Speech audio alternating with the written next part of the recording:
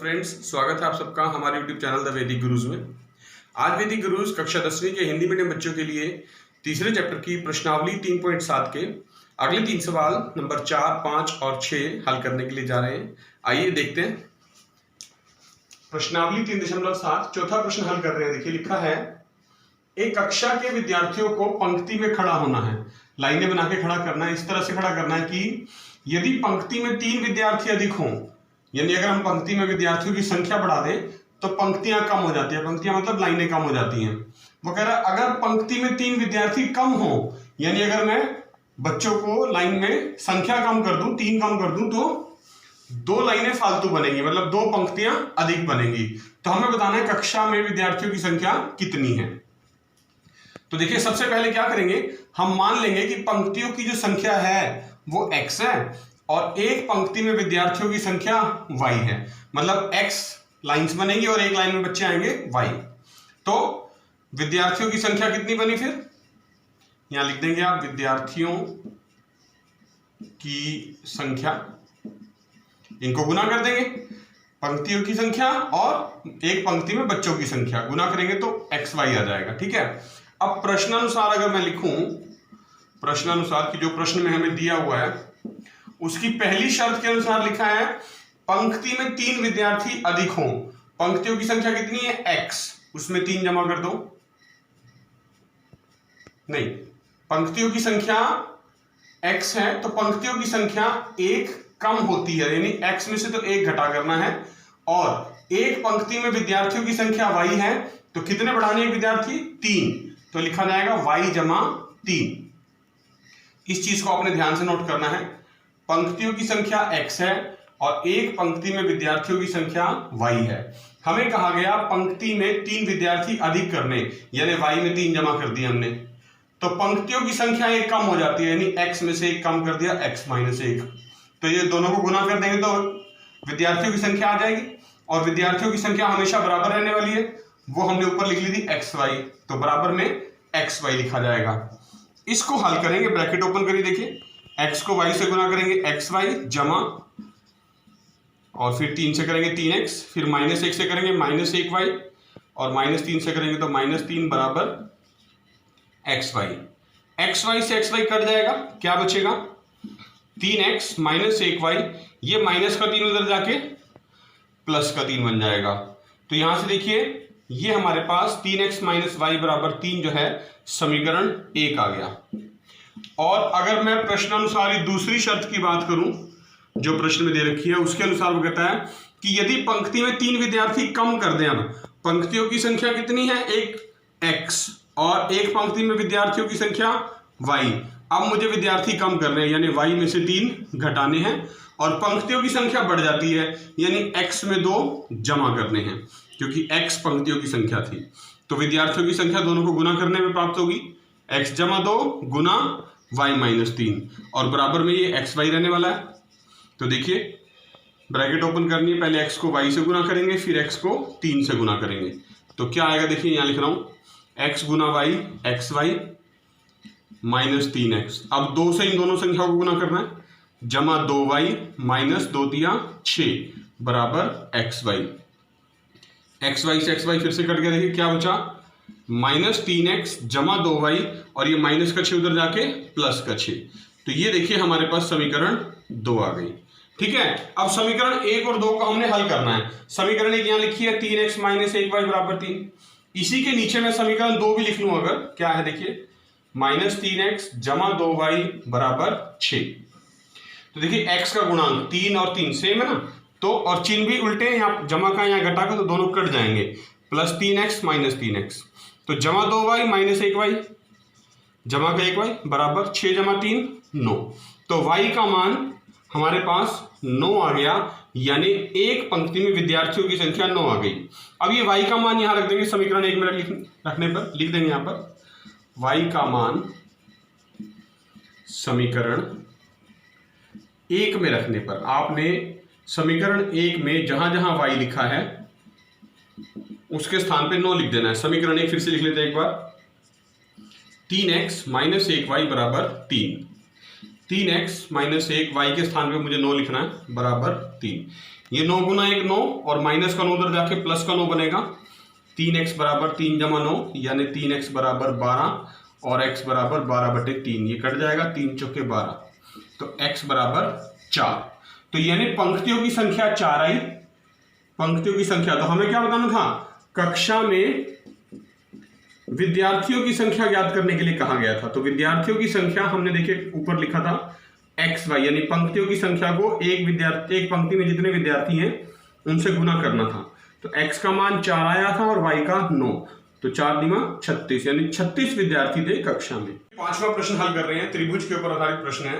एक त्रिभुज दे रखी है कोई भी ABC, उसमें हम कहा गया कि जो कोण C है वो कोण B से 3 गुना बड़ा है, यानी कोण C बराबर 3 गुना कोण B, और ये आगे बराबर है 2 गुना कोण A जमा B। हमें त्रिभुज के तीनों कोण ज्ञात करने। तो देखिए हमने त्रिभुज बना ली यहाँ पे ABC, और मैंने मान लिया है कि कोण A जो है वो x है और कोण B y है। तो देखिए हमें जो प्रश्न में दिया हुआ है ये लिखा है कि कोण C बराबर 3 गुना कोण B, और कोण B का मान मैंने y माना था, तो कोण C का मान कितना आ गया, B के स्थान पे y रख देंगे 3y। ये कोण C का मान आ गया, देखिए मैंने यहाँ पे लिख दिया कोण C का मान 3y, क्योंकि कोण C जो था वो इस कोण B से 3 गुना ज्यादा बड़ा था। तो यानी अगर ये y है तो ये 3y बन गया। अब हमारे पास कोण C जो है वो इसके बराबर भी है, देखिए लिखा है प्रश्न में 2 गुना कोण A जमा कोण B। अब कोण C के स्थान पे मैं लिख दूं 3y बराबर 2, कोण A के स्थान पे मैं लिख दूं x जमा कोण B के स्थान पे y। तो ये आगे देखिए 3y बराबर, अगर ब्रैकेट खोल दें 2x जमा 2y, ये जमा को 2y इधर आके घटा हो जाएगा, 3y माइनस 2y बराबर 2x, यानी y का मान आ गया 2x, यानी y बराबर भी 2x आ गया। अब हमें पता है ये जो कोण BY आ गया है ये भी आगे 2x के बराबर है। तो अगर मैं देखिए प्रश्न में लिखूं कि हमें ज्ञात है क्या कि जो त्रिभुज के तीनों कोणों का योग होता है, एंगल A जमा एंगल B जमा एंगल C, कोण A जमा कोण B जमा कोण C, त्रिभुज के तीनों कोणों का योग क्या होता है 180 डिग्री। कोण A का मान x था, कोण B का मान y, और कोण C का मान हमने लिखा था यहाँ 3y। ठीक है, ये कितना हो गया बराबर में 180 डिग्री। तो देखिए क्या आएगा, x जमा y जमा 3y 4y, ये हो गया x जमा 4y बराबर में 180। और हमने अभी सिद्ध किया है कि जो y है वो भी किसके बराबर है 2x के।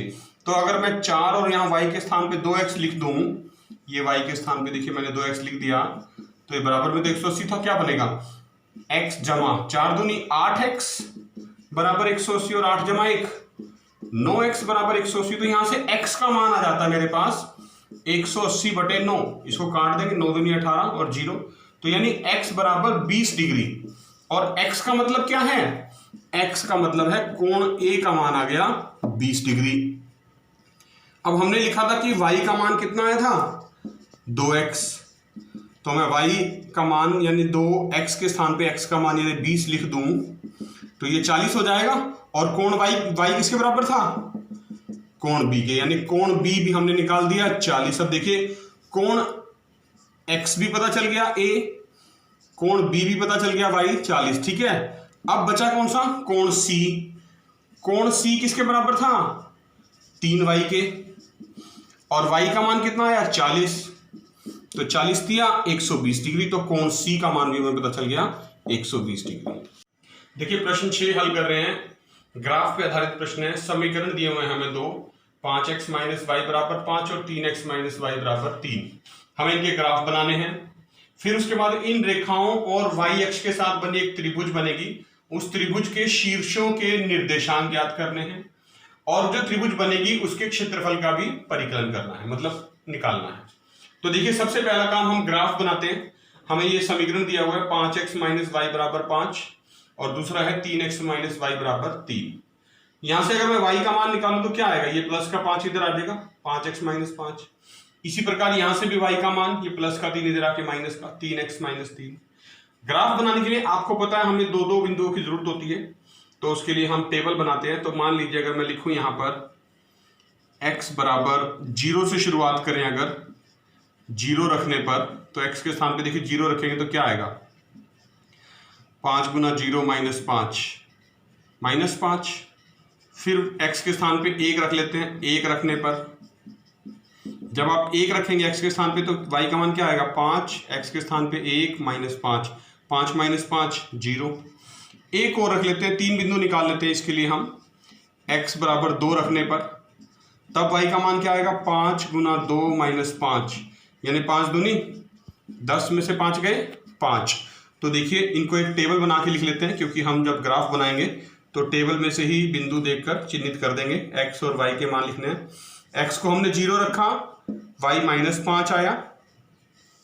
x को हमने 1 रखा तो y 0 आया, और जब हमने x को 2 रखा तो y 5 आया। ठीक है, ये तीनों बिंदु हमने निकाल लिए।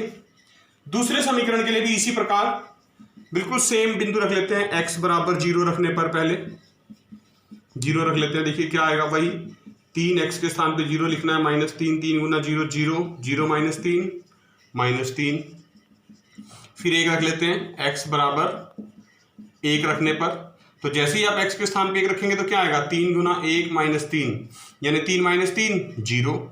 और फिर 2 रखने पर 3 बिंदु निकाल लेते हैं। x बराबर 2 रखने पर, जैसे ही आप 2 रखेंगे तो क्या बनेगा, y का मान देखिए, 3 गुना 2 -3, यानी 3 दूना 6 -3 कितना हुआ, 3।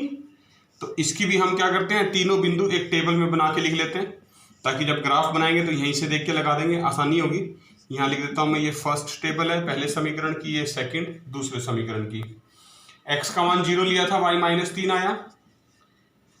x का मान 1 लिया था तो y 0 आया, और जब x का मान 2 लिया था तो y 3 आया था। ठीक है, अब हम इनका ग्राफ बनाते हैं। देखिए ग्राफ बनाने जा रहे हैं। ग्राफ बनाने के लिए देखिए मैंने ये x अक्ष है, इस पे बिंदु लिख लिए 1 2 3 -1 2।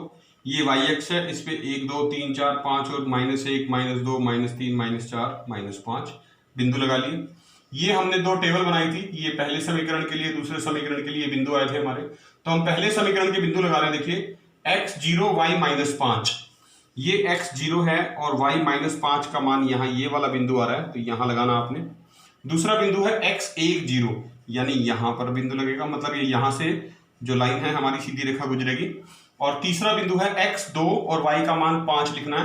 तो देखिए बिल्कुल 2 के सामने ऊपर तक जाना है आपने, और 5 तक यहाँ कहीं बिंदु आएगा 2 5। ठीक है, इन तीनों बिंदुओं को आपने एक सीधी सरल रेखा में स्केल की और पेंसिल की सहायता से ग्राफ पेपर पे बिंदु लगा के मिलाना है।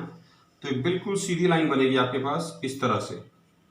ठीक है, और इनके निर्देशांक भी लिख देंगे आप। देखिए इस बिंदु के जो निर्देशांक होंगे वो क्या बनेंगे, वो बनेंगे x1 y0, और इस बिंदु के x0 y -5। ठीक है, तो समीकरण 1 के हमने तीनों बिंदु लगाए, उनको सीधी लाइन में मिला दिया और उनके निर्देशांक लिख दिए। अब दूसरी समीकरण की बात कर रहे हैं, x0 -3, उसका जो मान है वो 0 -3, यानी ये वाला बिंदु बनेगा 0 -3। दूसरा x1 0, यहीं से रेखा गुजरेगी।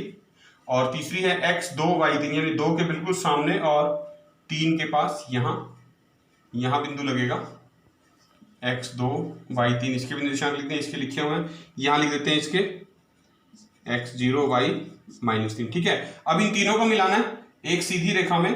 आप बिल्कुल सीधा मिलाएंगे, क्योंकि आपके पास स्केल और फुटे की सहायता से मिलाएंगे, आप पेंसिल की सहायता से, मैं तो हाथ से मिला रहा हूं। ठीक है, ये बन गया।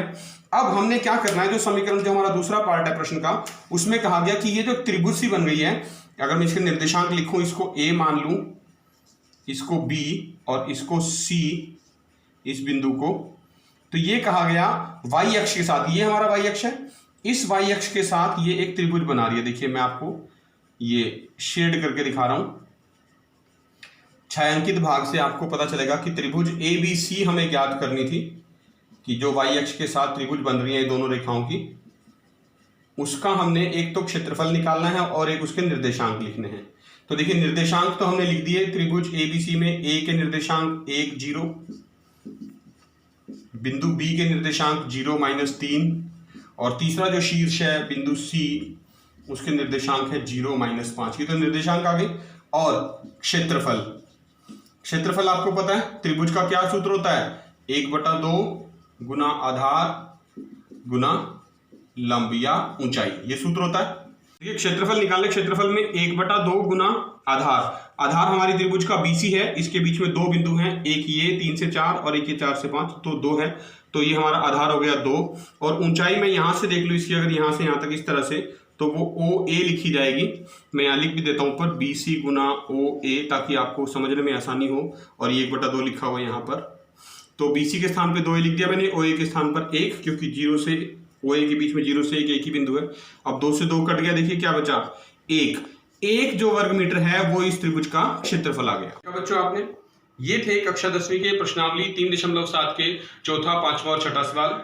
बहुत इंपॉर्टेंट प्रश्न है, आपने वीडियो को पूरा देखना है, लाइक जरूर करना है और कक्षा 10वीं के ज्यादातर बच्चों के साथ इसको शेयर भी करना है, ताकि सभी बच्चे इसका लाभ उठा सकें। अगर इसके पहले 3 प्रश्नों के वीडियो आपको नहीं मिले हैं तो ऊपर आई का बटन है, जब आप वहां पर क्लिक करेंगे तो आपको उसका वीडियो भी मिल जाएगा। वैदिक गुरुज आपसे यही रिक्वेस्ट करते हैं कि अगर आप चाहते हैं कि आने वाले वीडियोस सबसे पहले आप तक पहुंचे, तो हमारा चैनल द वैदिक गुरुज यूट्यूब से सब्सक्राइब जरूर करें और बेल आइकन बटन भी जरूर दबाएं।